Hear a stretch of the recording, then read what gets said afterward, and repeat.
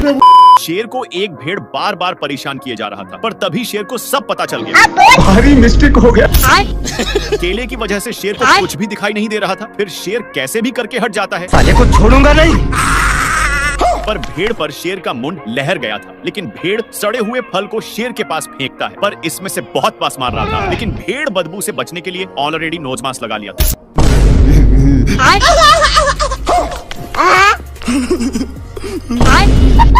भेड़ शेर का मजाक उड़ाए ही जा रहा था कि तभी शेर का गर्लफ्रेंड उसी रास्ते से पार हो रही थी। साला भेड़ को ये सब देखी नहीं गई और स्मेल वाला फल शेर के सामने फेंक दिया, जिससे शेर के पास से स्मेल आने लगता है, जिसको सूंघ कर शेरनी पहली फुर्सत में निकल लेती है। अब ये कौन है बे? अच्छा।